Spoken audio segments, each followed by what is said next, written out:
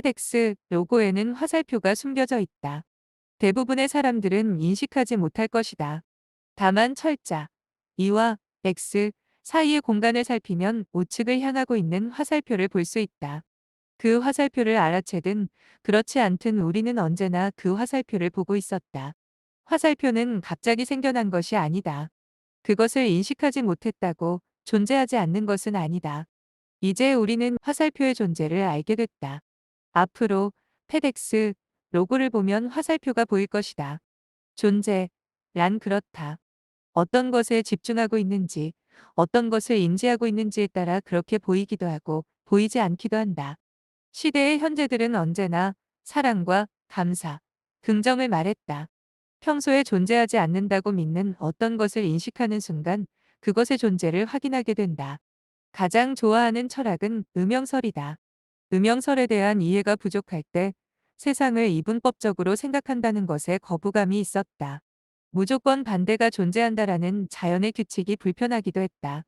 다만 알면 알수록 음영설은 포용하는 분야가 많다. 철학과 물리학뿐만 아니라 거의 대부분의 현상을 볼 수 있게 한다. 어째서 시대의 현자들은 감사와 사랑이라는 키워드를 집중했나? 이것은 어쩌면 흔히 말하는 망상활성계, 리티큘러 액티베이셔느 시스템, 레즈 때문일 것이다. 쌍둥이 녀석이 태어나기 전까지 쌍둥이라는 키워드는 내게 중요한 키워드가 아니었다. 내가 다니던 초등학교, 중학교, 고등학교에서는 쌍둥이가 없었고 내 주변에서 쌍둥이를 만나볼 일은 거의 없었다. 2017년 쌍둥이가 태어났다. 그 뒤로부터 세상은 나에게 거짓말 같은 현상을 보여줬다. 살펴보니 살고 있는 동네에 쌍둥이네라는 상호를 사용하는 사업장을 보게 된 것이다. 뿐만 아니라 내가 다니던 학교에도 쌍둥이가 있었으며 어디를 가면 쉽게 쌍둥이들이 눈에 보였다. 이는 실제 쌍둥이가 늘어났기 때문이 아니다. 앞서 말한 망상활성계 때문이다.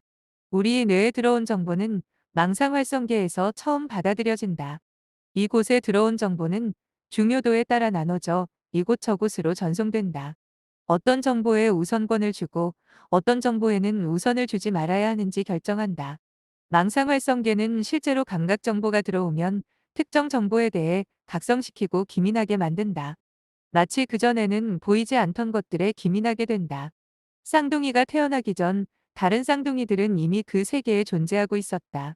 그것이 중요한 정보가 아니었을 때 마치 세상은 쌍둥이가 존재하지 않는 것처럼 보였다. 다만 쌍둥이가 태어나자 세상은 쌍둥이들이 넘쳐나는 것처럼 보인다. 한 정보에 의식이 깨어 있고 각성해 있게 된다. 이것은 몹시 중요하다. 특정 정보에 갈망을 가지만 이들의 뇌는 같은 방향으로 기민하게 반응한다. 이들의 뇌는 그 정보에 각성하고 기민 반응을 한다. 이런 상태는 의식적으로만 작용하는 것이 아니다. 무의식적으로도 작용하며 심지어 자고 있는 동안에도 작동된다. 이런 증상은 미친 증상과 닮았다. 누군가를 간절히 그리워하면 그는 반드시 꿈에 나타난다.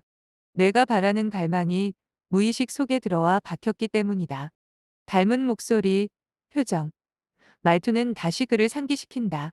간절히 원하면 온 우주가 나서서 그것을 마법처럼 이루어준다는 시크릿은 사실 물리학적 우주가 아닐지 모른다. 결코 눈에 보이지 않던 쌍둥이 들이 세상에 넘쳐나는 것은 어쩌면 새로운 다중우주의 접속일지 모른다. 다시 페덱스의 로고로 돌아와 보자. 다시 바라본 페덱스의 로고에서 화살표는 너무나도 잘 보인다. 그 화살표를 집중해서 보고 오래 바라보기를 한다면 그 뒤로부터는 화살표만 보인다. 성공한 이들의 특징은 흔히 목표의식이라고 말한다. 원하는 바를 이뤄내기 위해서는 끊임없는 열정을 이야기한다. 다만 열정에 앞서서 가장 중요한 것은 그 정보에 과다 노출되는 것이다. 간절히 바라면 이루어진다. 소원을 빌면 이루어진다. 쓰면 이루어지고 말하면 이루어진다. 생각하면 이루어지고 상상하면 이루어진다. 쉽게 이룬다고 하는 것들의 대부분은 사실 온 우주가 나를 위해 작동되는 것처럼 말하지만 실제로 그전에는 보이지 않던 목표를 기민하게 해주는 것이다. 다이어트를 간절히 원하는 이들은 먹을 때마다, 입을 때마다, 걸을 때마다 심지어는 잘 때마다 목표가 떠오를 것이다. 그것이 계속해서 머릿속으로 파고들면 잊혀져야 할 목표는 이따금씩 상기되며 지속성을 만들어낸다. 한 번만 검색하면 관련 키워드를 자꾸 추천하는 알고리즘처럼 우리가 비슷한 정보를 만날 확률을 높여준다.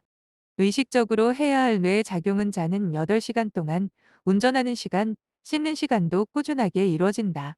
간절히 바라고 그것을 실행하면 자아가 삭제되는 상황에 이르는 상황까지 무아지경으로 빠져들어간다. 그것은 몰입이 된다. 열정, 몰입, 실천. 이것은 성공에 이르게 한다. 만유인력의 법칙을 발견한 뉴턴에게 누군가가 물었다. 어떻게 그렇게 대단한 법칙을 발견하게 됐냐고 말이다. 이에 뉴턴은 당연하다는 듯 말했다. 내내 그 생각만 하고 있었으니까. 그 말은 당연하다. 영어를 간절히 하고 싶었던 만 20의 나는 꿈에서도 영어를 공부했다. 노래를 듣다가 영어가 나오면 기민, 해졌다. 아이를 키우면서는 내 아이와 비슷한 또래들의 자꾸 보인다. 이것은 분명 열정은 아니지만 열정, 보다 더 열정스럽다. 끊임없이 같은 방향으로 회귀하는 회귀장치를 심어 놓은 듯하다. 우주라는 것은 내가 태어나기 전부터 존재한 물리학적 시공간이 아니라 어쩌면 내 머리가 만들어낸 다차원 시공간일지 모른다. 그렇다. 간절히 바라면 온 우주가 돕는다. 도서를 제공받아 작성한 리뷰입니다.